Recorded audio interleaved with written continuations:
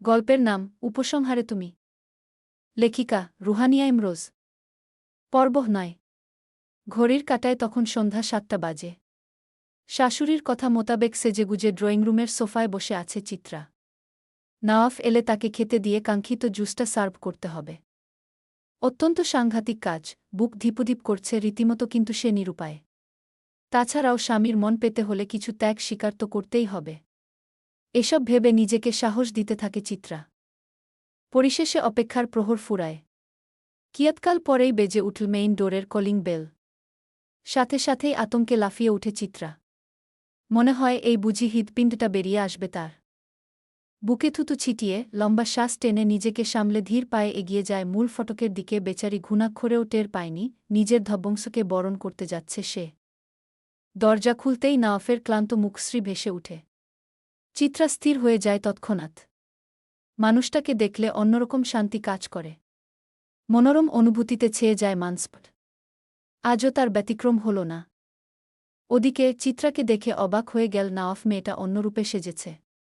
সিল্কের পাতলা শাড়ি, সাথে হাফ স্লিভ ফিটিং ব্লাউজ, খোলা চুল, হালকা সাজ, সব মিলিয়ে আবেদনময় লাগছে চিত্রাকে।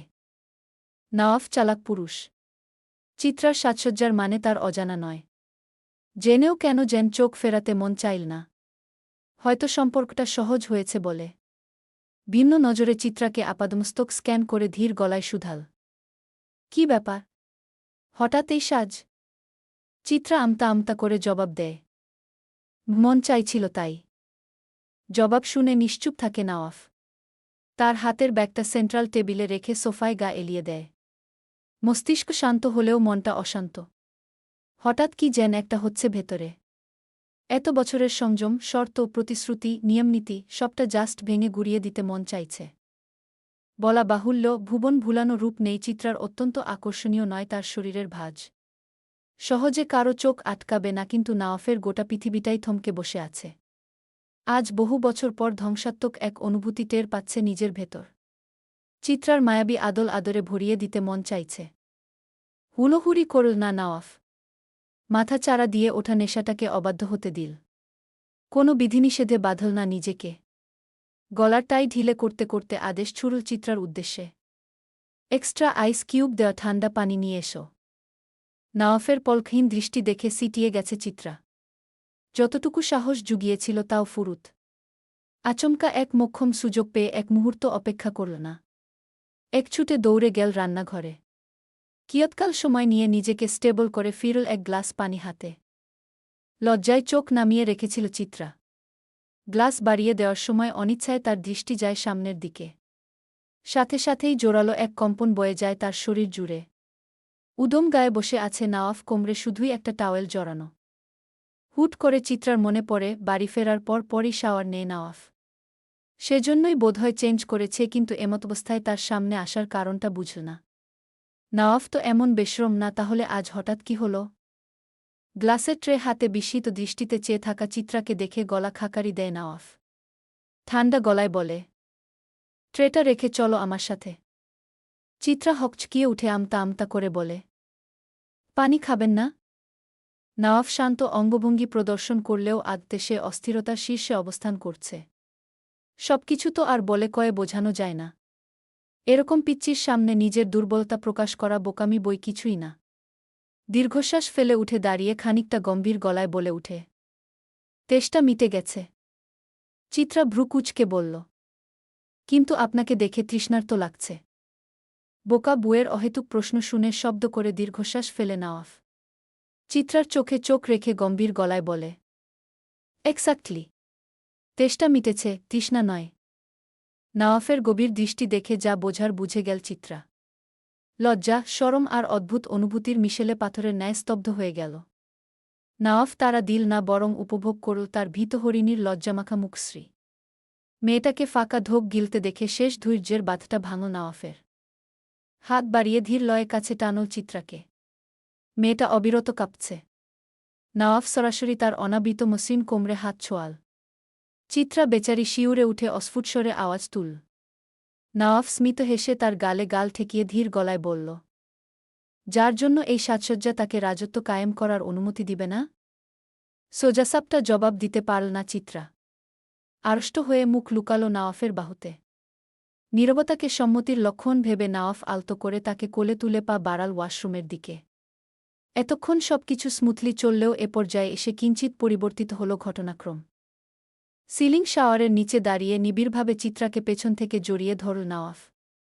উপরের ঝর্ণা থেকে গড়িয়ে পড়া নিয়ন্ত্রিত শীতল পানির ফোয়ারা ভিজিয়ে দিতে থাকল দুজনকে।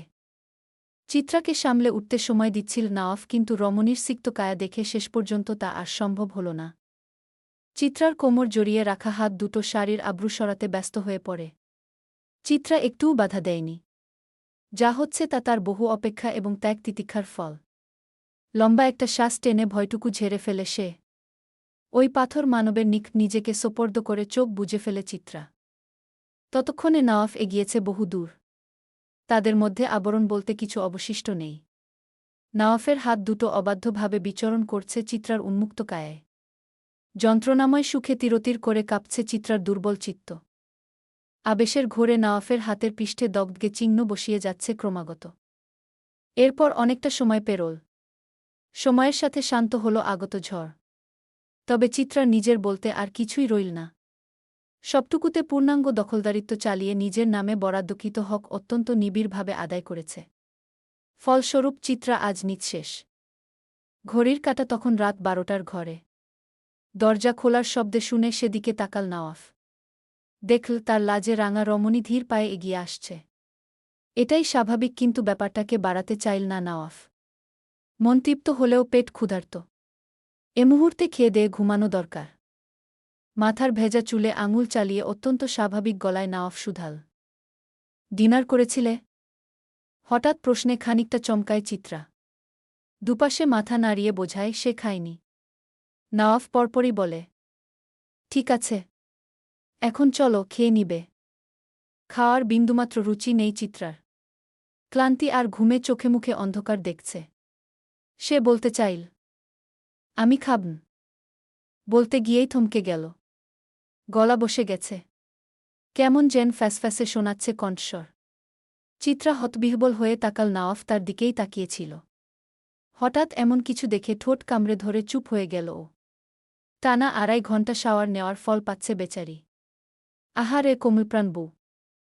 তার নিজের অবস্থাও একটু শোচনীয়। 1 কাপ চা না নিলেই নয়। নওয়াফ পরিস্থিতি সামলাতে গম্ভীর গলায় বলল, চা খেলেই ঠিক হয়ে যাবে, তাছাড়াও ওষুধ আছে বাসায়। ডিনার সেরে নিয়ে নিবে। চলো। চিত্রা আর না করতে পারল না। নওয়াফের পিছু পিছু গিয়ে ডাইনিং টেবিলে বসল। হুট করে কিছু একটা নজরে আসতেই বুক ধরফরিয়ে উঠল তার। অসাবধানতাবশত জুসের গ্লাসটা টেবিলেই রয়ে গেছে। চিত্রা এমতাবস্থায় কি করবে ভেবে পায় না। নওয়াফের ডান হাতের কাছেই আছে ওটা। ক্রমশ ধুকপুকানি বাড়তে থাকে বেচারির।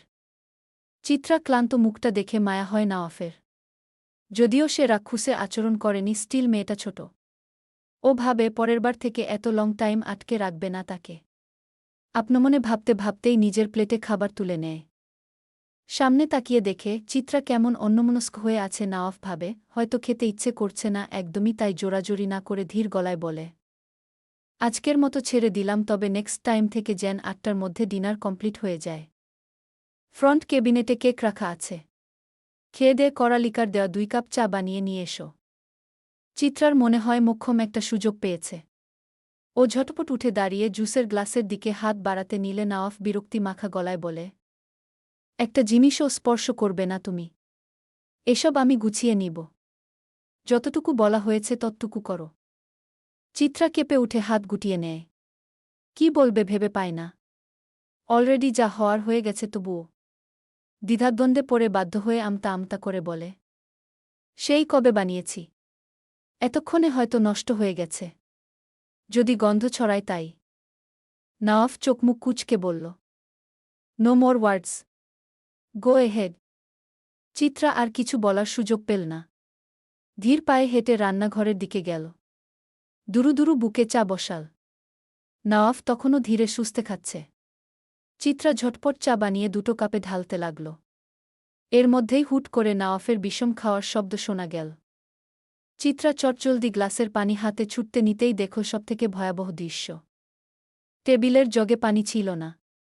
হাতের কাছেই রাখা ছিল পুদিনা পাতার জুস। নওয়াফের ফেভারেট বিধায় কোনো দিক না ভেবে ওটাতেই চুমুক বসিয়েছে সে। দৃশ্যখানা দেখে চিত্রার কলিজা হাতে চলে আসে। কি ঘটে গেল ভেবেই মাথায় হাত দিয়ে বসল ও। বেচারি জানতেও পারল না ওটা তো কেবল ট্রেলার, সিনেমা এখনও বাকি আছে। টেবিলের জগে পানি ছিল না।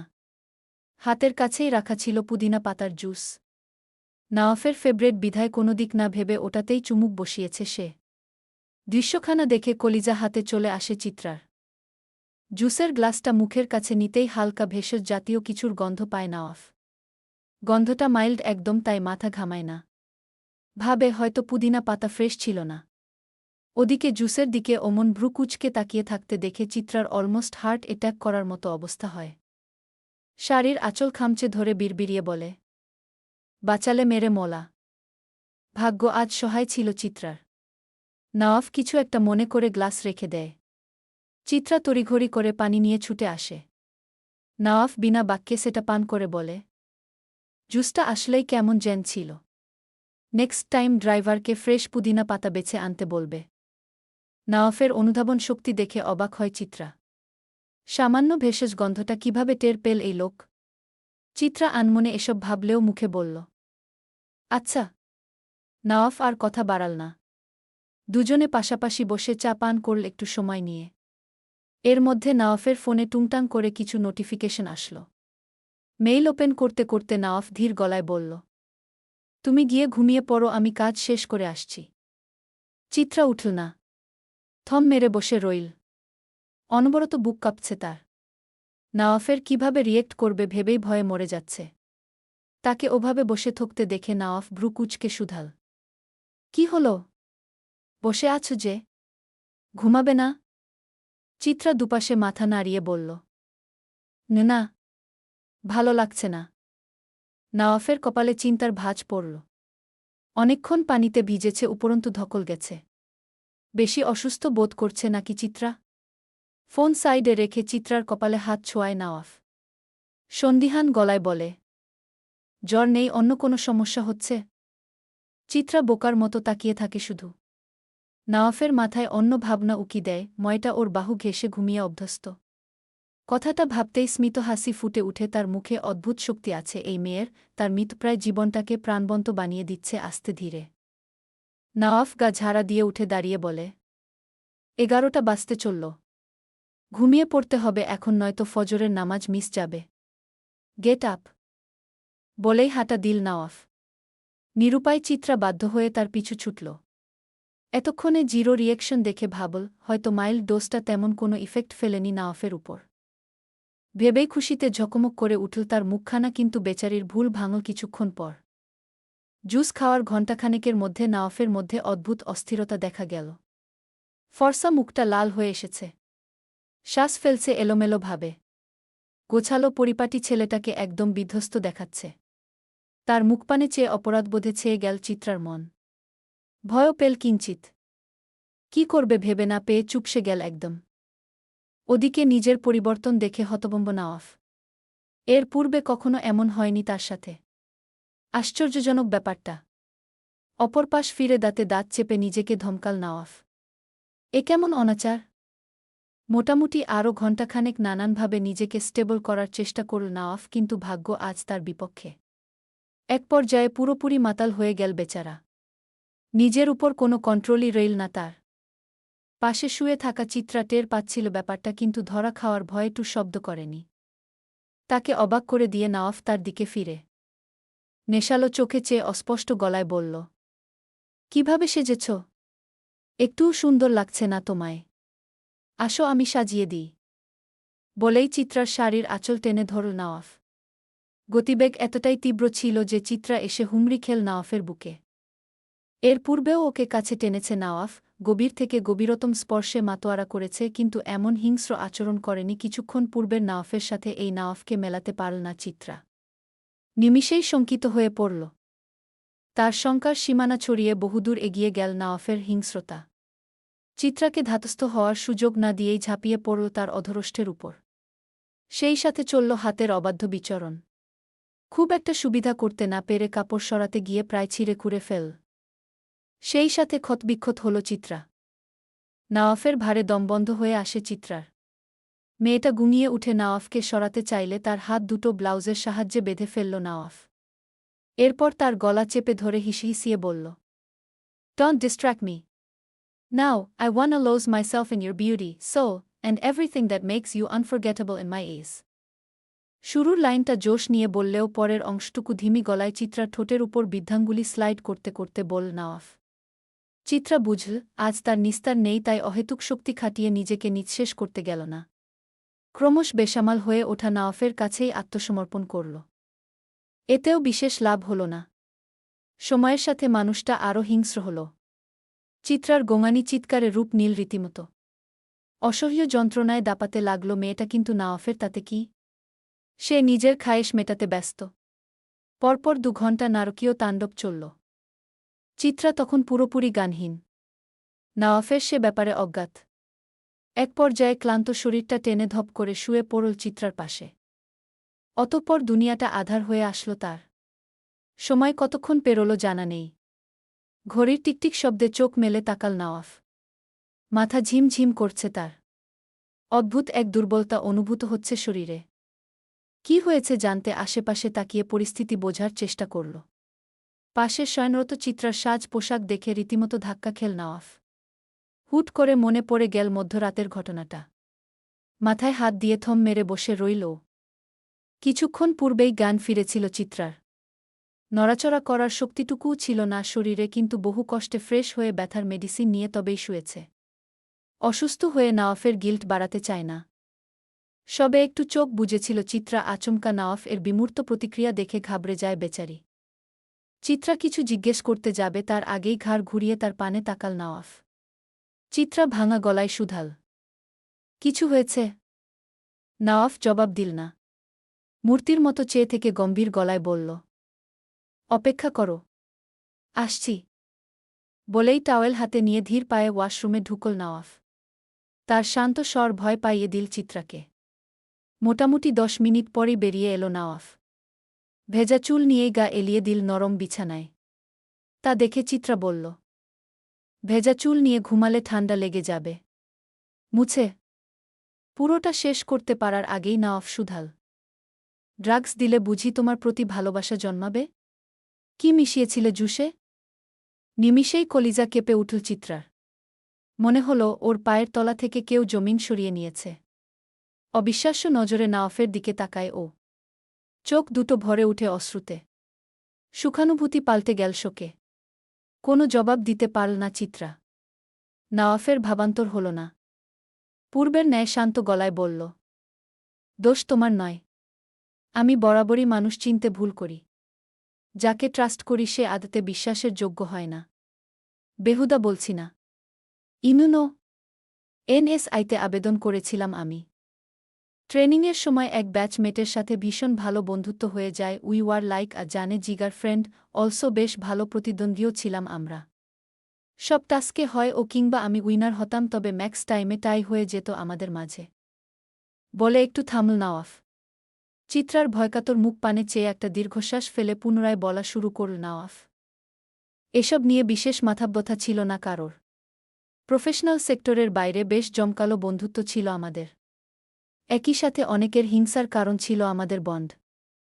ট্রেনিং যখন প্রায় শেষের পথে তখন মোটামুটি অসুস্থ হয়ে পড়ে রাজন, ফলস্বরূপ সে সময়কার প্রত্যেকটা টাস্কের উইনার হতে থাকি আমি। এই সফলতা সহ্য হয়নি আমার প্রাণ প্রিয় বন্ধুর। অন্যের প্ররোচনায় পড়ে আমায় হিংসা করতে শুরু করে, ইভেন ক্ষতি করারও চেষ্টা করে। সবকিছু নোটিশ করা হতো উপরমহল থেকে। ওর এই নোংরা আচরণ এবং অমনোযোগিতার কারণে বাদ দিয়ে দেওয়া হয় ওকে। ফলস্বরূপ আমাদের বন্ধুত্ব এক ঘৃণিতের শত্রুতায় পরিণত হয়। আশ্চর্যের ব্যাপার জানো, সবকিছু জেনে শুনেও শুধুমাত্র টাকার লোভে পড়ে তোমার বড় বোন চৈত্রিকা আমার সদ্য জন্মানো শিশুটাকে ফেলে ওই কুত্তার হাত ধরে পালিয়েছিল।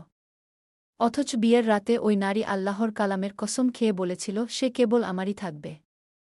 শেষ পর্যন্ত অবশ্য পালাতে গিয়ে অ্যাক্সিডেন্টে মৃত্যু হয় তার। সবথেকে শকিং নিউজটা হলো ওই মা টেরোরিস্ট আমার বাচ্চাটাকে পর্যন্ত ছাড়েনি। নাফিমের স্কুল বাসে সেই বোমা ফিট করেছিল দুটো ভুল মানুষকে বিশ্বাস করার ফলস্বরূপ গোটা জীবটাই তছনছ হয়ে গেছে আমার। আঘাতে জখমি মনটা কাউকে বিশ্বাস করতে চাইত না। ক্ষতরা দগ্ধে স্মৃতি হয়ে সারাটাক্ষণ সাবধান করে আমায়, তবুও কিভাবে যেন তোমার বিশ্বাস করে ফেলেছিলাম। দিন শেষে তুমিও প্রমাণ করে দিলে আই শুডন্ট ট্রাস্ট পিপল। এতক্ষণ থম মেরে সব কিছু শুনছিল চিত্রা। নওয়াফ থেমে যেতেই ফুপিয়ে উঠে বেচারি। আহাজারি করে বলে, ভুল হয়ে গেছে আমার। প্রয়োজনে শাস্তি দিন, তবুও এমন কথা বলবেন না প্লিজ। নওয়াফ মলিন হেসে সিলিংয়ের দিকে তাকায়। কেন যেন জবাব দিতে ইচ্ছে করছে না। চিত্রা থেমে থাকে না। ধীরে সুস্থে উঠে বসে নওয়াফের পা জড়িয়ে ধরে কাতর গলায় বলে, সম্পর্কটাকে সামনের দিকে আগাতে ছলনার আশ্রয় নিয়েছিলাম আমি। নওয়াফ তাকে থামিয়ে বলে উঠে, অথচ তোমার সরলতা এবং সত্যবাদিতার প্রতি ঝুঁকেছিলাম আমি। তুমি অধিকারের দাবি নিয়ে দাঁড়ালে অমান্য করতাম না আমি, কিন্তু তুমি বেছে নিলে প্রতারণার পথ। আফসোস। হু হু করে কেঁদে উঠে চিত্রা। কোনো কুক্ষণে অন্যের কথা শুনতে গেছিল কে জানে। ও হাউমাউ করে বলে উঠল, একটিবার সুযোগ দিন। কখনো নিরাশ করব না আপনাকে। বিশ্বাস করুন, আমার অন্য কোনো মতলব ছিল না। নওয়াফ দারাজ গলায় শুধাল, পাপের রাস্তায় হেঁটে কখনো নেকি কুড়ানো যায় না। নিয়ত পরিষ্কার থাকলে ছলনার কি দরকার ছিল। কোনো জবাব দিতে পারল না চিত্রা। ঠোঁটে ঠোঁট চেপে নিশ্চুপ ভঙ্গিতে বসে রইল। নওয়াফ ওর দিকে চেয়ে শান্ত গলায় বলল, ধন্যবাদ আমার জীবনে আসার জন্য। একটা সুস্বপ্ন ভেবে তোমায় ভুলে যেতে চাই আমি, অনুগ্রহ করে দ্বিতীয়বার আমার চোখের সামনে এসো না। প্রতারকদের সহ্য করতে পারি না আমি। কথাটুকু বলে সামান্য থামল নওয়াফ, অতঃপর চিত্রার ফ্যাকাশে মুখপানে চেয়ে কঠোর গলায় বলল, একত্রে থাকার সময়সীমা শেষ। ডিভোর্সের জন্য অ্যাপ্লাই করব আমি। টিল দেন তোমার চাচার বাসায় আশ্রয় নিতে পারো। অন্য কেউ থাকলে সেখানেও যেতে পারো, তবে সময়মতো কোর্টে উপস্থিত থেকো। এই দমবন্ধকর সম্পর্ক থেকে মুক্তি চাই আমার now, without any further delay leave my home. নওয়াফের চোখে মুখে ফুটে ওঠা ঘৃণাটুকু বিতৃষ্ণা ধরিয়ে দিল চিত্রার পানে। ও থম মেরে থেকে ভাবল, কার জন্য কাঁদছে ও? যে তার সামান্য ভুল ক্ষমা করার এখতিয়ার রাখে না তার জন্য? কোনো ভুলের শাস্তি এতটা অমানবিক হয়? নাকি ও সুযোগ দিয়েছে বলে সবাই চড়াও হয়? এতটাই ফেলো না চিত্রা। নিঃস্বার্থভাবে সবার জন্য সবকিছু করার পরেও বোঝা ভাবা হয় তাকে। আর কত নিষ্ঠুর হবে নিয়তি? আর কত পরীক্ষা নেওয়ার পর তার উপর কিঞ্চিত দয়া হবে সৃষ্টিকর্তার? সবটা অজানা, তবে চিত্রা এতটুকু জানে, এই পাথর মানবের মন গলানোর সাধ্য নেই তার। তাই সত্যটা বলার প্রয়োজন বোধ করল না। জানাল না ওর জন্মদায়িনী মা বাধ্য করেছে এসব করতে। জোর করে সাজিয়ে গুছিয়ে ধরিয়ে দিয়েছে জুসের গ্লাস। হুমকি দিয়ে গেছে শখানেক। তাছাড়াও আর কারো জীবনে বোঝা হওয়ার ইচ্ছে নেই তার। সুতরাং অভিযোগ করা বেমানান। একটা দীর্ঘশ্বাস ফেলে বিড়বিড়াল চিত্রা। কি কপাল নিয়ে জন্মেছি আমি। আগমনে কেউ হাসেনি, বিদায়কালেও কেউ কাঁদবে না। ব্যাপক হাসি পেল চিত্রার। মৃদুস্বরে হাসল বটে। কত চমৎকার সব তকমা অর্জন করল এই ছোট্ট জীবনে। আফসোস করল না, অভিমান করল না, অভিযোগ করা তো বিলাসিতা, ধীর পায়ে বিছানা ছেড়ে নাম। শরীরটা ভেঙে আসছে ব্যথায়। পা ফেলতে গিয়ে দম ফুরিয়ে আসছে, তবুও থামল না চিত্রা। এক পা দুপা করে এগিয়ে গেল। ঘর ছেড়ে বেরিয়ে যাওয়ার আগে একবার তাকাল তার প্রিয় মানবের দিকে, অতঃপর চিরতরের জন্য বিদায় নিল। না কোনো বার্তা, না কোনো খোঁজ। এক রাতের ব্যবধানে হাওয়ায় মিলিয়ে গেল চিত্রা। আর কখনো ফিরল না কারো জীবনে বোঝা নামক তকমা পেতে। শেষ রাতে বাসা ছেড়ে বেরোনোর পর চিত্রার সাথে কি হয়েছিল কেউ জানে না। শুধু এতটুকু জানে, দিন রাত এক করে খোঁজ চালানোর পরও তার কোনো সন্ধান মিলেনি। আক্ষরিকভাবেই সবাইকে মুক্তি দিয়ে অজানায় হারিয়েছে মেয়েটা। সমাপ্ত। ফাইনালি শেষ হল। অনুভূতি জানাতে ভুলবেন না। এই সিকোয়েন্সে নেক্সট সিজন চাইলে কমেন্টে জানাবেন। ধন্যবাদ।